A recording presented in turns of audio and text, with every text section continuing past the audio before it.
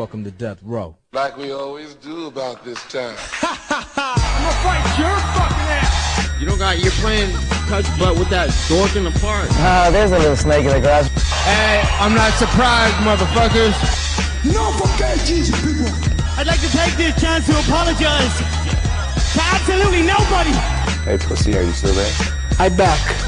Who the fuck is that guy? Break out the red panties. We're rich, baby. I would like to introduce...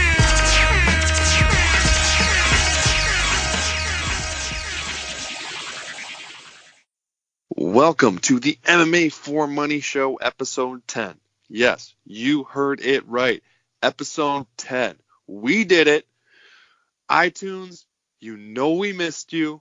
You know that you missed us, baby, and we're back. We finally hit 10 episodes. Sorry for the over exuberance, but we finally did it. We finally broke 10 episodes, which we did on the previous podcast, but now we did it again on this one, and this is why that's a big deal. Well, first of all, any of you Spotify listeners, we are on there. It's the MMA for Money show, but the MMA for Money part of it, it's all one word. We can share it after this. We could link it, all that great stuff. We're on Spotify already.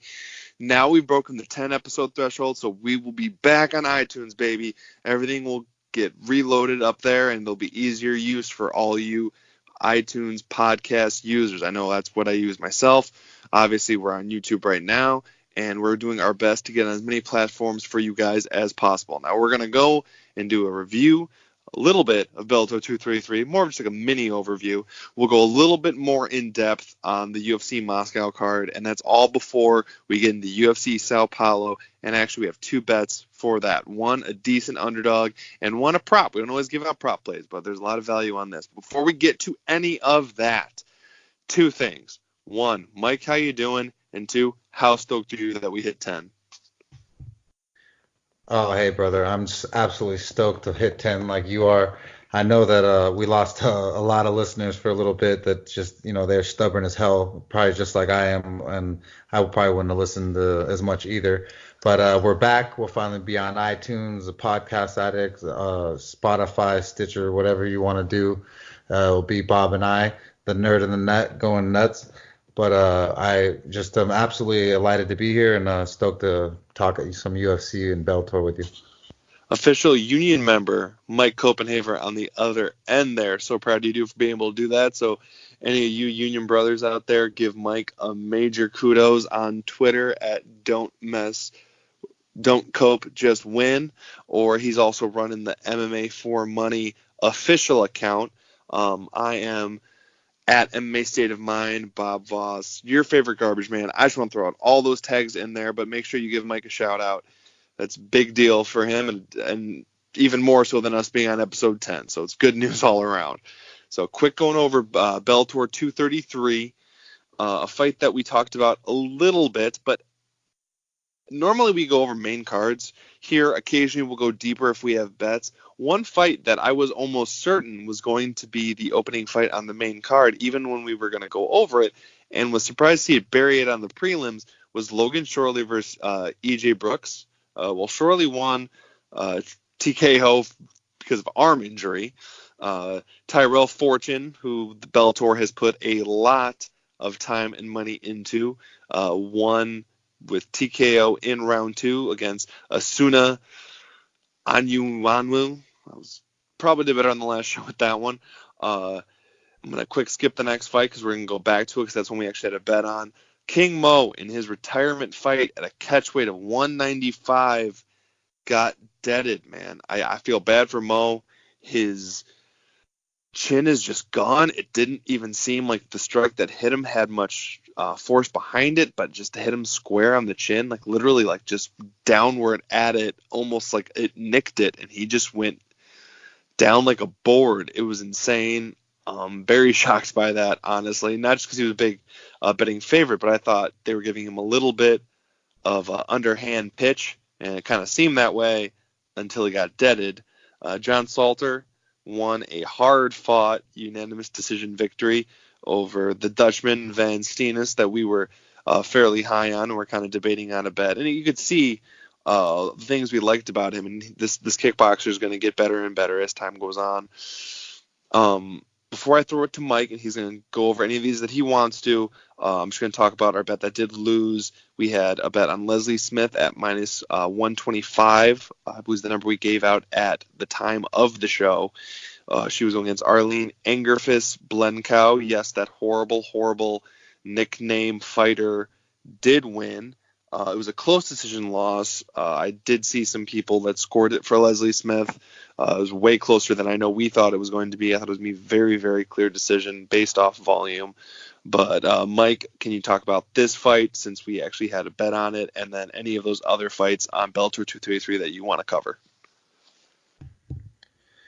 Yeah, sorry that Leslie Smith didn't get it done. I thought she would have more experience and do better in certain situations. Definitely was a close fight between her and whatever Fire Fist or whatever her name was. I can't remember what her nickname was. But it is what it is. You take an L when it happens, and it happened there. But it was a good fight, and it was a lot closer than they scored it. So it is what it is when it goes to the judges, and at least he didn't get knocked out. No. Sorry, did you have something you were going to say about the other fights, or did I hear my own echo again?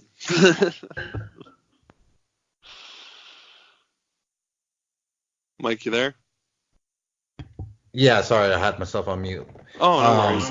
I was just wondering if you had any of the other ones you wanted to go over. The only one that I just thought was a good one was the Stalter versus Van Steenis. I thought that it was the Van Steenis is for being young.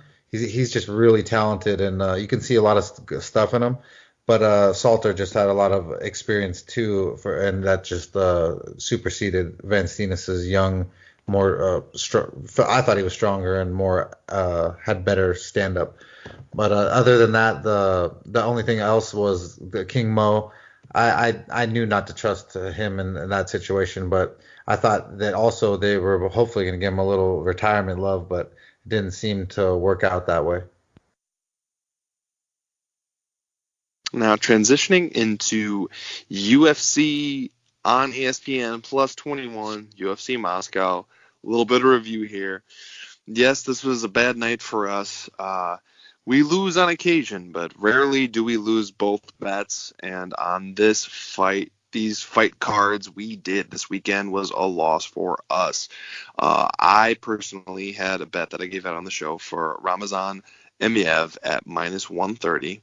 It was to win 1 unit, so that's minus 1.3 for us on there, minus 2.55 for us on the weekend, which has us at minus 2.75 for the show. He lost to Anthony Rocco Martin. I'm giving him the credit to actually say it for that right now, even though in future previews I will again refuse to call him Anthony Rocco Martin since he was Tony Martin forever. This is 100% my mistake. I pride myself on knowing a lot of the X factors going on fighters' lives outside the cage, anything that might actually have to do with the fight, with their mentality. Those little X factors there, and I had no idea and hadn't heard what's going on with Tony Martin's mom. Every fighter handles these type of issues differently, and that's the main reason I tend to stay away from fights that include said fighters on either side. If one fighter in there is dealing with something like this, I tend to stay away. Martin seemed to use this to fuel himself to new heights. I always try to avoid fighters in these extreme mindsets, and he shouted out the victory to his mom, who was recently diagnosed with stage 4 breast cancer, which is no joke at all. So honestly, for something like this, I'm okay losing this bet because that win means way more to him and his mom than a little bit of money does to me in this case.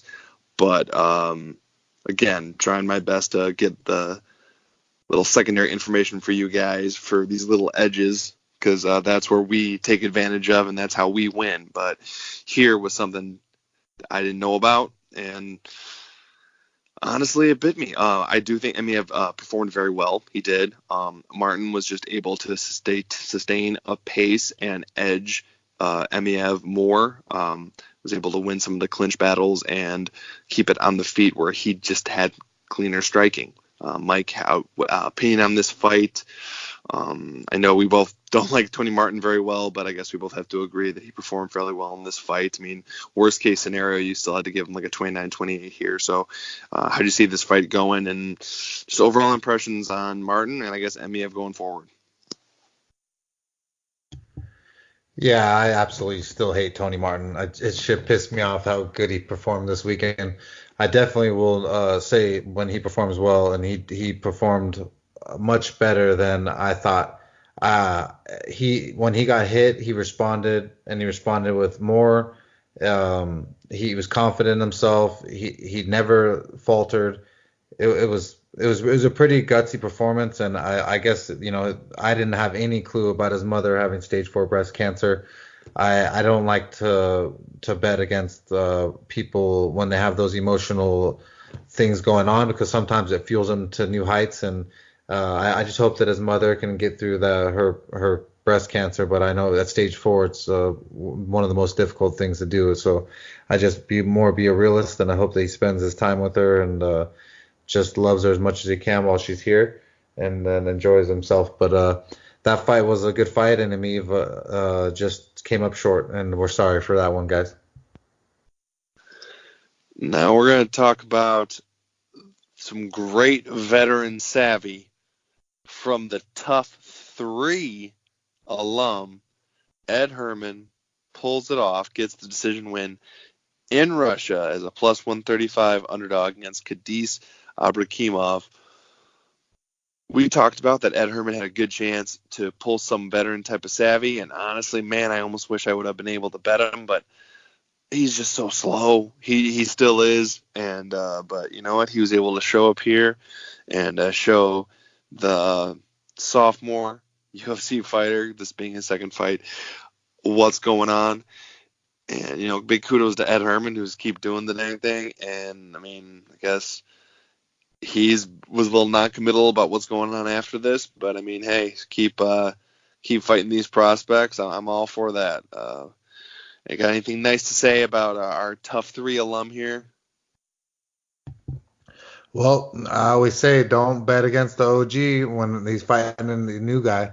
And Ed Herman showed that kid what's up, and it's crazy to me that time after time again, if you bet on the OG versus the younger fighter or the less experienced, the OG will come through. It's just countless and countless times. It's like Diego Sanchez coming back and just winning fights. It's just so many times, and I think it's going to happen this weekend with the card that we're going to talk about later on. But I just kudos to Ed Herman. I hope he retires and goes out on that win, because I guarantee you the next one is not going to be so good. Now, in general, UFC Moscow was a bit of a slog. Nearly every fight went to decision. There were some fun fights in there. There was really only 2 finishes to my memory on the whole card. We were not going to break down that fight, but an amazing front kick KO for Ankalaev just looked phenomenal. And you've probably seen that highlight by now. By all means, go rewatch that fight. That fight was very entertaining. The only other finish happened when Danny Roberts highlight KO'd Zalim Amadeov with a hard left hand in the second round, when he fairly clearly lost the first. In my opinion, he was fighting for his job here. So, I mean, kudos to Hot Chocolate. I mean, we wanted to stay away from him, and we did. And I think the first round, honestly, shows exactly why. But, I mean, he got the finish, and, I mean, kudos to him. He's for sure going to stay in the UFC now. Who knows for how many fights. So, your impression on the finish, and maybe the next person you would like to see him fight in this division. Sorry, bro. Which fight were you talking about again? This was Danny Roberts, Hot Chocolate's finish over Zalim Amadeov, if I'm pronouncing that correctly. Yeah, Danny Hot Chocolate Roberts, man, he's like OSP. He's super impressive, and then he just coasts through things. And this time he was super duper impressive. I would not have thought that he would have gotten the win the way he did. He's quite impressive. I've had a little interaction with him on Twitter once or twice about collecting shiny coins. So he's a funny cat. But either way, it was a great win, and I was surprised with how many Russians fell on this card, dude. I couldn't get a grasp for who to bet or what to bet. It just was really, really weird, dude. And I despise when it's a card like that because usually we come in there just with some good confidence, and it feels weird to watch, us get a loss or two, and then just like not know what's gonna happen on after that. No, I'm with you 100% on that. I mean, looking at this card pretty much from top to bottom, it seemed like, and we talked about it, let's get the Russian fighters some wins. I mean, some of them were fairly green in terms of cage time in the UFC, but in terms of skill, it really seemed that way. Now, you said something interesting about Teddy Roberts, and I completely agree that he's a little bit like OSP, where he gets great finishes, but he also coasts. Now, sticking with coasting, going to another a coasting type performance, Alexander Volkov beats Greg Hardy by unanimous decision. I mean, Hardy hurt it was either his hand or his wrist in the first round, but it didn't really matter. Alexander Volkov played it super, super safe. He did not want to risk giving Greg Hardy a chance to land something crazy and get a finish, so he just stuck the jab out there and just threw the minimum he needed to clearly win this fight, so he didn't lose his spot in the division. He did not want another Black Beast scenario where he's winning the entire fight and gets completely laid out, and has since called for a rebooking of the JDS fight. That's who he was originally supposed to fight here in a 5-round main event. I guess Hardy survived, but again, Volkov did coast. It's that weird middle ground where we probably have another year or two before we get a full grasp of the type of fighter that Greg Hardy can be. His footwork has looked a lot better, but in terms of offense, the amount of skills he has is still fairly lacking, and I'm not sure when he's going to shorten that up, but I guess getting thrown in the deep end of the pool now, it's sink or swim, and this one he sunk, so here's hoping he could either bounce back or, I don't know, sail off into the sunset. I guess thoughts on the safe performance from Volkov and takeaways from Hardy after this fight. Well, Volkov looked impressive versus him in the sense of it looked like a sparring match. And anytime that Greg Hardy mustered up some aggression with a right hand or came forward, Volkov like threw a kick at him and pushed him away or circled away and jabbed. Either way, it was a pretty easy performance. I'm kind of disappointed that I didn't. I mean, I guess we couldn't bet it anyways, though he was such a big favorite. But I like Volkov a lot. I liked him a lot when he fought the Black Beast. I'm upset with him that he couldn't just do some defense for the last 20 seconds of a fight and win that fight and set himself back. It's crazy what he did to himself.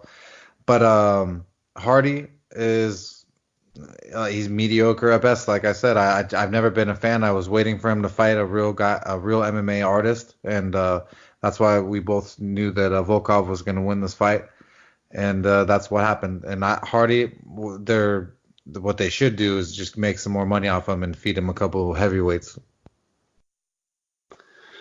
Yeah, I completely agree. I mean, he should have stayed on Dana White Tuesday Contender Series longer, or he should be buried on a fight card like this, fighting the level of guys he was. But the name and notoriety that he carries has kind of pushed him ahead.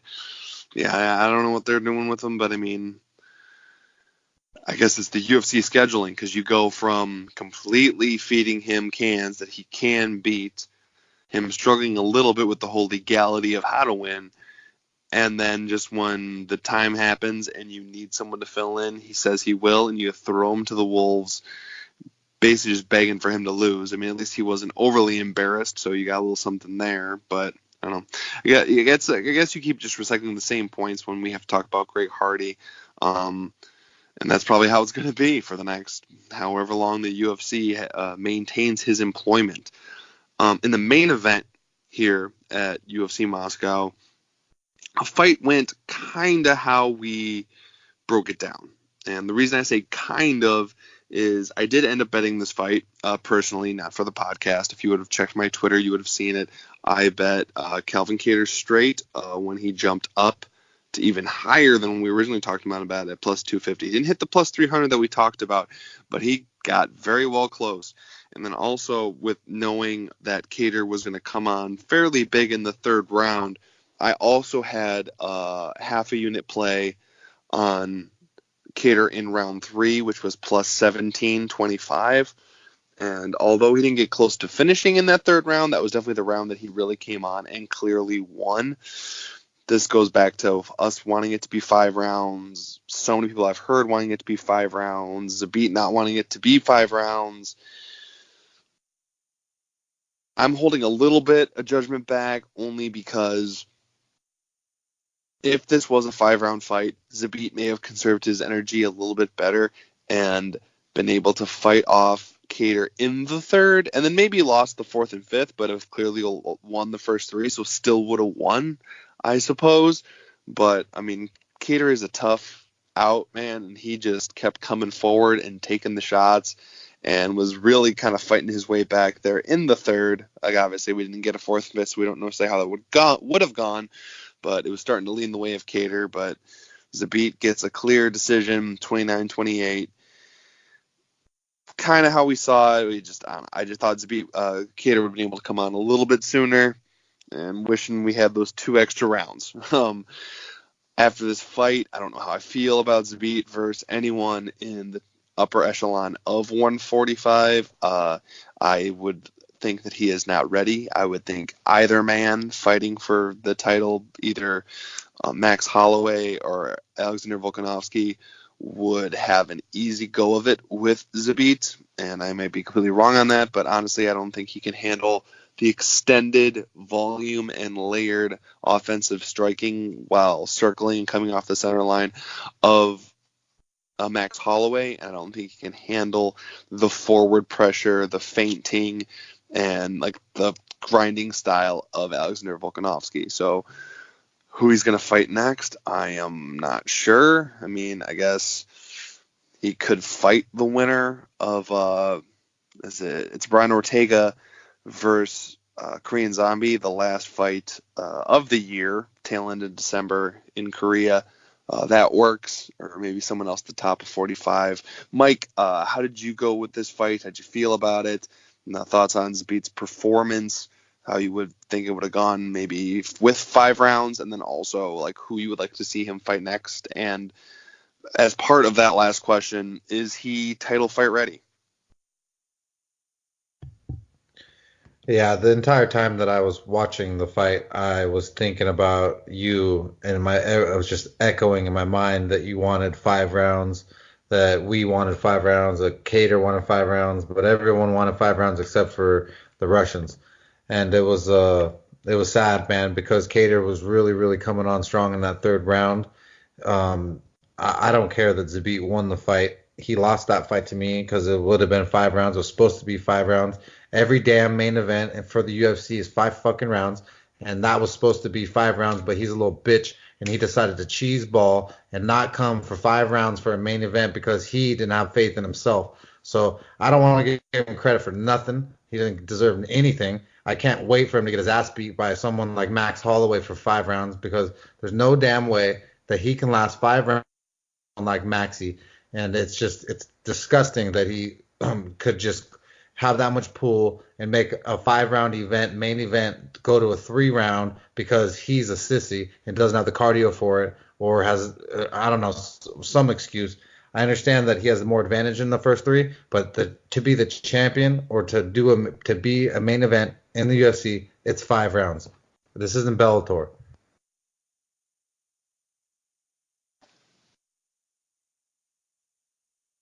I'm here. This was dramatic pause. I wasn't on mute. That's 100%. I wasn't on mute. I was sitting there for dramatic pause. So I want everyone listening to really hear Mike's final point. Like, to really hear it. I've heard some people try to argue that it's more about finding out if you are that quality of fighter that's in the title mix that should be able to fight 5 rounds. But no, if you are a big enough name that you are in a main event of a UFC card, you should be able to fight 5 rounds. Which means if you are ever scheduled for a co-main event of a UFC fight card, you should also have 5 rounds of cardio. Not saying it's going to be 5 rounds, but on the off chance that situation arises, you can say you can deal with 5 rounds because you're going to have to sooner or later. You shouldn't be getting prepared for 5-round fights just when you get your first title fight, because that's when those guys lose in the latter rounds to a champion. Now, moving on, we're going to completely dismiss Russia. We're going to forget about Russia. We're going to jump to a more familiar fight ground for most UFC fight fans going back at least the last 7-8 years to a Brazil card. This is UFC Sao Paulo. And before I get into the card, if you'll notice, if you're watching us on YouTube right now and not Spotify, we are actually using a little bit of graphics, a little bit of screen share. And the only thing I have to bring up is in this fight poster for the main card. So Mike's go back to the main card, like the up top where it shows him. I don't know if it's the angle they got his face, but Jan Blachowicz is looking so much like Michael Bisping there, I could barely handle it. I don't know if it's just the angle they got him or what, but we're going to do a little bit, few things with this. So just introducing you to that. We're going to start doing more video and stuff in the podcast in the future, especially now that we're back on iTunes, and we're really going to make a really big push towards the video and other components. Now, the first fight on the card we are going to talk about, yes, highlighted right there, is Sergio Moraes versus James Krause. I am shocked on this fight. Mike is shocked on this fight. We have a couple reasons for being shocked on this fight. And honestly, when I first saw these odds, I thought something was wrong. I thought I was missing something.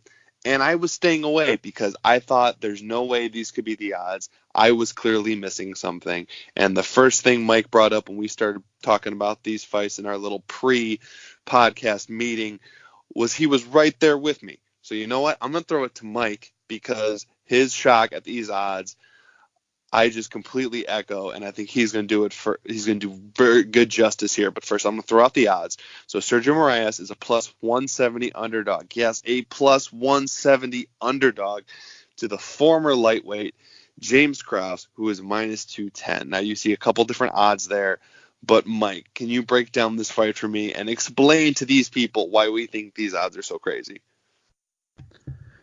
Well, I mean, it's just ludicrous that they have, I believe, a second-degree black belt in Sergio Moraes, who's a world champion at that, versus Krause, who's lost to Jesse Taylor, who is really good. He actually trains with Barrett Yoshida down in San Diego, who is my brother's master and is one of the best in the world still. So, I mean, I can't hate on Jesse Taylor and him beating Krause. But what he's not, what Taylor couldn't do is he would never be able to beat Moraes in jiu-jitsu, anything. So I don't know how James Krause is going to do on the ground, but if Sergio Moraes gets his back or gets him in some kind of a Kimura or something of the sort, he's going to be in really, really big trouble. The only avenue that James Krause has in this fight is standing up. So James Krause guy, you know, like if he's in the streets, like you wouldn't look at him and be like, oh, that guy is tough, you know. He's not a killer. He doesn't want to eat people's faces. That, like Mike Tyson, he doesn't want to kill. He doesn't have that it factor. If he gets hit in the face multiple times and there's damage caused to him, he will falter. And when someone their avenue is going to be striking, gets hit in their face and gets damaged, then he's going to end up giving himself up in a jiu-jitsu situation, in a position. So I think that this line is absolutely insane. I don't understand how they got this line, but I'm definitely going to be putting down 1 unit down on Sergio Moraes and his black belt to choke out James Krause, and plus 170. I think and know that he could do it. I just need this fight to get on the ground, and I just don't see it not happening for 3 rounds.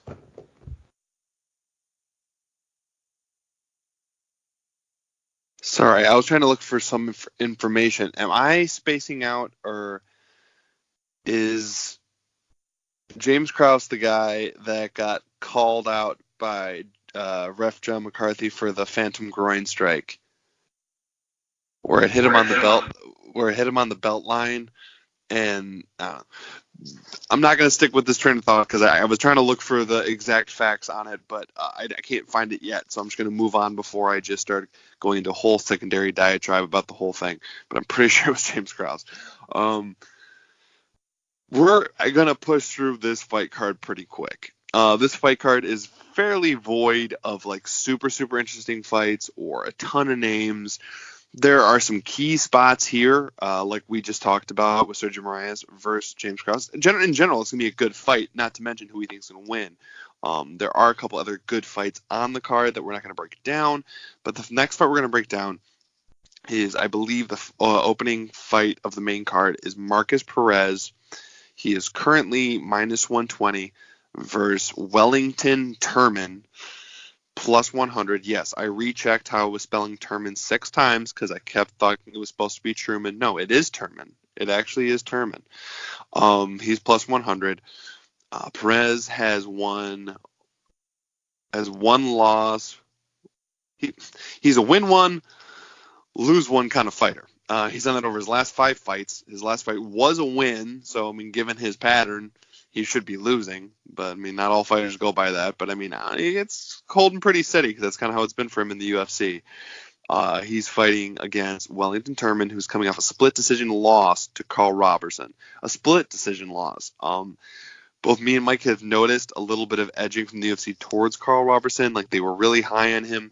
He's faltered a little bit, but they've kind of jumped him up a little bit too fast, and sometimes at higher weight classes. This is a middleweight fight, and Marcus Perez has only lost to the names he's fought. I mean names with quotations. One of those names is Eric Anders, who isn't like top 5 or anything like that, but at least he has a name and he has some decent wins.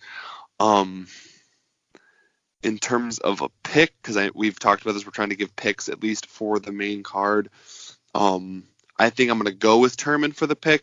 With the underdog play, the fact that he was fought so close with Carl Robertson and has just in general looked better than I think Marcus Perez has in the UFC, even though Turman's only had the one fight. Mike, how do you see this fight going? You seem to know these fighters a little bit better than I did, so I'll throw it to you to hopefully give a little bit more info to our listeners. Yeah, Wellington Thurman, he's got a really weird name, but he's got some really good striking. Him and Carl Robertson, they went at it, and they won a 3-round war, and he lost a split decision to Robertson, who the UFC definitely was pushing, and still has they still seem to like him a lot. I think that Wellington Thurman can win this fight standing. I think that he's gonna be able to show Marcus Perez some offense that he can't handle, and he's just super strong. So I'm gonna go with you on the underdog Wellington Thurman. The next fight on this card, Donna, this makes me laugh because now if you look at Mike's screen there, both of these guys don't have a picture. Both of these guys that have fought on Dana White's Tuesday Night Contender Series for 2 fights, who are now making their UFC debut against each other, actually do not have pictures. Both of them got a decision in their first out at the Dana White's Tuesday Night Contender Series. Then both of them got a submission in the next fight that they had at Dana White's Tuesday Night Contender Series. And now they're fighting each other.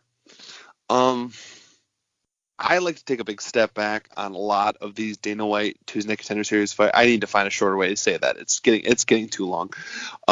When these guys debut, especially when they debut against each other, because in this scenario, you're not 100% how good these guys actually are, because technically they haven't fought UFC caliber fighters, and now you have 2 fighters who haven't necessarily fought UFC caliber fighters fighting in the UFC against each other. Harder to gauge their level of competition. Honestly, I don't have a lot on either guy. I'm probably gonna go. I'm not gonna BS you, and I know it's tons of either guy. Um, I think I'm gonna go with Andre Muniz, just because I thought he was more dominant in his second Dana White Contender Series fight for the submission than Antonio Arroyo was. But again, don't take that as gospel. Don't bet on this fight. I'm not going to bet on this fight, and unless you got a serious take on this one, and then by all means go for it. Mike, did you see either of these guys' fights on Dana White's Tuesday Night Contender Series? If not, I mean, know them from anywhere else or any other info you can give everybody. No, man, I absolutely don't know them. I think it's crazy that there's no information, no picture of the guys that they have fighting this weekend. But that's the UFC sometimes. Yeah, I mean, honestly, the only reason these guys are on the main card is because they were on Dana White's fights. I'm gonna start calling it Dana White's fights. It's faster. So they both fought in Dana White's fights. They both have 2 wins in Dana White's fights, and he wants to promote them. So I mean, kudos to him, and kudos to them. And whoever wins this will actually have to fight a UFC veteran after this, unless they spoon feed him fights, and then we'll actually see what kind of fighters they are. So moving on to a real fight, a fight that I am really excited about, a fight I have a bet on, a fighter that is all action all the time, even though some of them end very oddly, but most of them very exciting. Charles Do Bronx Oliveira is minus 355 versus Jared Gordon plus 295. Jared Gordon has a good story, but honestly, he's faltered in the UFC. He's been finished in the UFC twice. He's coming off a win. Charles Oliveira, they were bandied about with a bunch of statistics the last time Damian Maia fought. Currently, Do Bronx has the most submission wins in the UFC. He is a opportunistic finisher, to say the least. He does have some TKO wins to his credit, but he is just a slick grappler. He's got serious power. He is fast. He's back up to 155. Will he make that even that weight? I don't know. It's the oddest thing with him. He misses weight at 45. He makes it at 45. He misses at 55. He makes it at 55. He's a little bit everywhere. But just skill for skill, he is better absolutely everywhere than Jared Gordon, in my opinion. And since he is such a kill or be killed fighter, but going for the finish, especially in a situation where he is such a quick back taker, and I think that's what's going to happen here. I love Charles Do Bronx inside the distance. It's a little bit steep. It's minus 170, but that is my bet on Charles Do Bronx in the distance, inside the distance. Those are the only odds that are out right now. They don't have specifically submission or knockout, but I would honestly stay away from either of those, given the fact that Jared Gordon has been TKO'd twice in the UFC, and Do Bronx has finished people that way as well. But inside the distance, I have that to win 2 units at the minus 170. So that is our second bet for UFC Sao Paulo. Charles Do Bronx inside the distance to win 2 units, minus 170. If you really like another fighter, I do think Do Bronx is a really good parlay leg. Minus 55 is super steep for me to do that with anything, especially on a card like this where there aren't a lot of other fights that I'm super confident in one way with some of the fighters. Like me and Mike, before we recorded, we're talking about fights like Bobby Green versus Francisco Trinaldo, and I was originally leaning Trinaldo, but like there's just enough X factors in there, and it's kind of close fight. So, and even that one's close enough to even money that you would probably play it straight. I think this is a really good spot. I think by fight time, Do Bronx inside the distance is going to well be above minus 200, especially when the other props start to come out. So that is my long-winded but thoroughly engrossing and fervent pick for Charles Oliveira. Mike, how do you feel about Do Bronx? And I mean, just in general, how much do you love his ground game?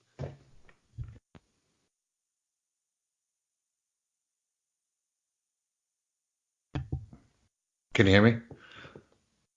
I absolutely love Charles Do Bronx. I mean, I can't get enough of his submission game. I think that he should easily be able to get Jared Gordon down on the ground after striking him in his face Jared Gordon is really mentally weak. I don't care what anyone says. I'm not a fan of drug addicts. I don't care about the success story. I'm not happy for you. I don't like the fact that you were weak enough to just continually do drugs every single day for weeks, months, years. I don't have anything in common with you. Just like I don't have anything in common with someone who smokes for 12 cigarettes and within like 6 hours. It's ridiculous. So his little story is ending here. It's Charles Oliveira is going to choke him unconscious. It's going to happen. I don't see any other thing going to happen for Jared Gordon besides that he's going to tap out or get choked out. Charles Oliveira's ground game is so fast and legit. Once he gets you down and then he gets one hook in, he's around your back and has two in body triangle, and within 2 seconds he's already got you already wrapped up and you're in big trouble. So I don't think Jared Gordon has the game for him. Charles Oliveira has gone through so many wars with some of the greatest fighters in the UFC. This is just him getting fed a little guppy, and Jared Gordon didn't get flown all the way to Brazil to have vacation. Going to the co-main event here at UFC Sao Paulo, we have not just UFC, but MMA light heavyweight royalty fighting. Mauricio Shogun Hua is a minus 270 favorite versus Paul Bear Jew Craig at plus 230. Now, Paul Craig is hopping in somewhat late replacement, happened a couple weeks ago, for Sam Alvey, who broke his hand. That was originally the matchup, Sam Alvey versus Shogun Hua. This fight has become even more unpredictable to me now that Sam Alvey isn't fighting. Obviously, Sam Alvey has fight-stopping power, but I think at 205, his chin can't handle the pressure getting put on it. I actually did like Hua a lot in that fight. Hua, honestly, he should. This fight is stylized to him. He should be able to run over Paul Craig. He should. Technically, his jiu-jitsu is better. His striking is definitely better. He has more power. His chin isn't what it once was, but you know what? It's seeming to hold together for the last few fights. He's got a little bit of a win streak going on here. Hua, that is. And, I don't know, Paul Craig finds a way to win, which is the hardest thing to say. So I still think if I had to take a pick, I'm going to say Hua is just going to get the finish here. He's going to look great in Brazil. From the old stalwarts from that country. And would say I'm super confident in it, but not enough to even make this a parlay leg because Hua has definitely passed his prime, and Paul Craig finds odd ways to win. So I'm picking Hua. I want to see vintage Hua, him come across and just lay out Paul Craig. But I guess there's always a chance. So, Mike, where are you at on Shogun versus the Bear Jew? Well, I love Shogun Hua and his jiu-jitsu game too. He's also got some really good striking, and this is gonna be a great fight. It's definitely a sleeper fight, and I think going to be one of the better fights on the card, other than Oliveira. However long this fight lasts, if it lasts three, we're gonna be blessed with three really good rounds. If it's quick, I don't know exactly what we're gonna see. It's gonna be crazy. But I think that Shogun Hua has the game to stop Bearju anywhere he wants because of that OG factor. This is the like we talk about OG versus one of the new guys. Shogun Hua has way too much experience for Paul Craig, in my opinion. So this would be the OG that I would take, and I think that he's gonna take out Bearju.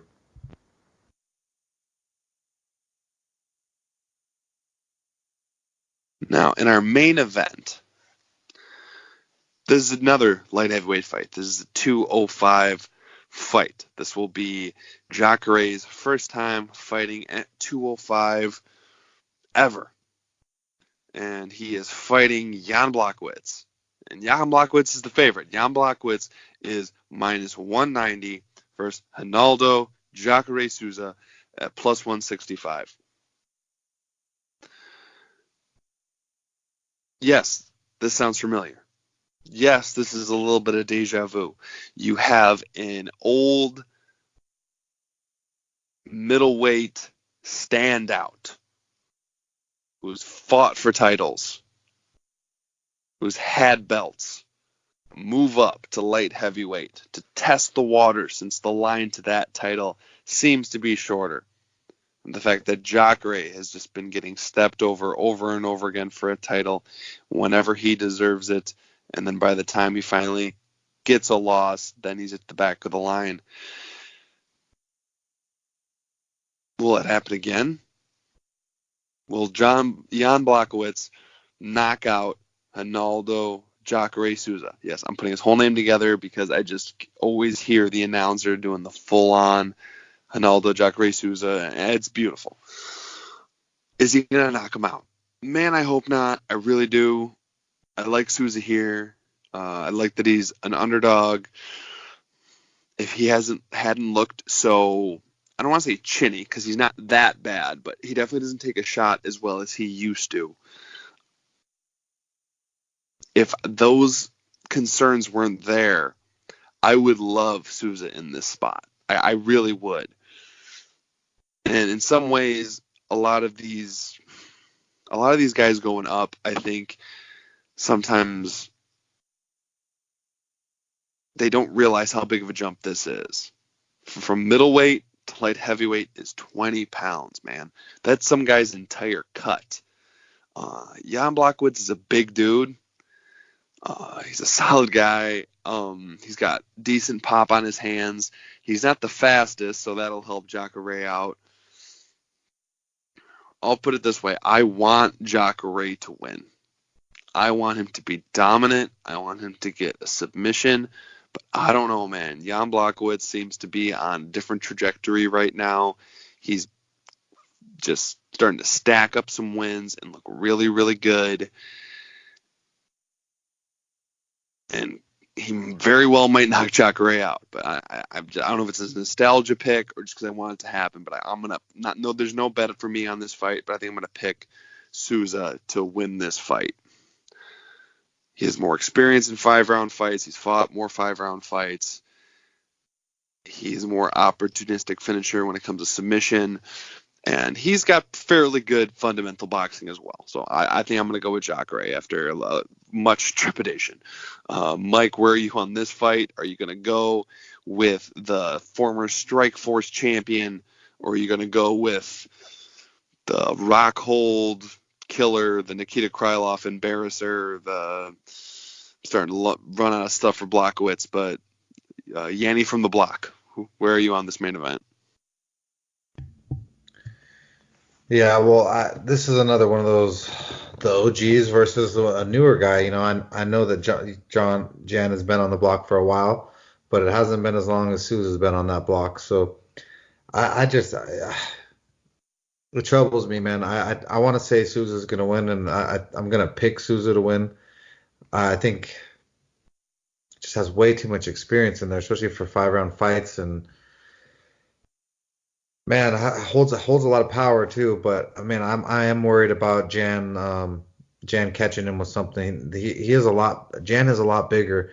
Souza really wasn't the biggest 185er in my opinion from the beginning. So I don't really like this fight. I don't really like this situation here. But I would pick Souza just because just that OG factor, man.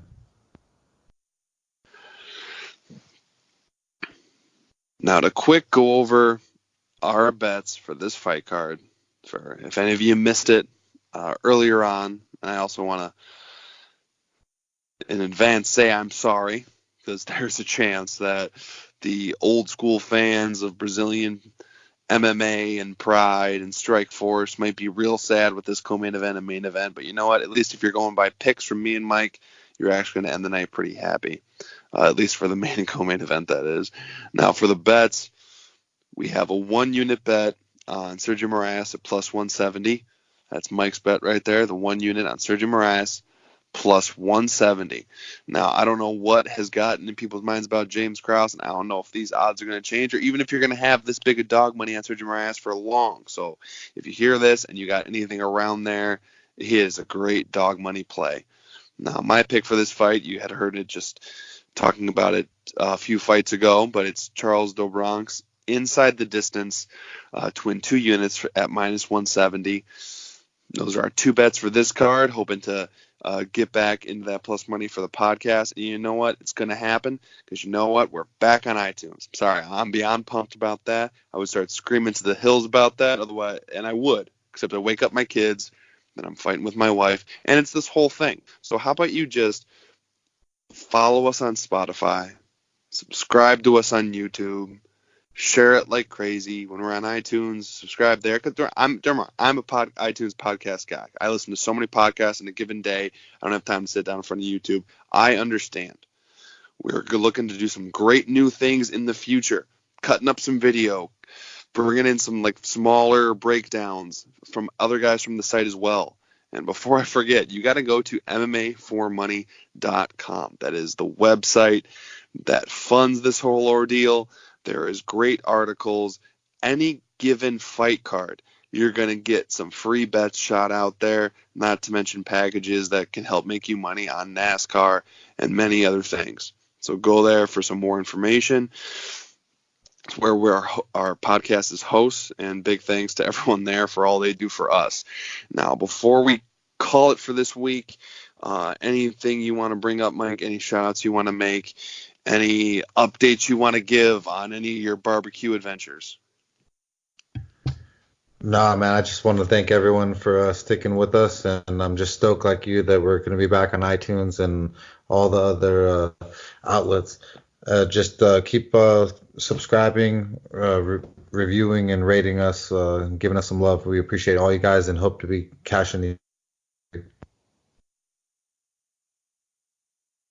Yeah, thanks again for listening on in, and we're going to keep putting out great stuff as long as you guys want it. So please share, rate, review, subscribe, all those wonderful things, and we will talk to you guys later. Peace.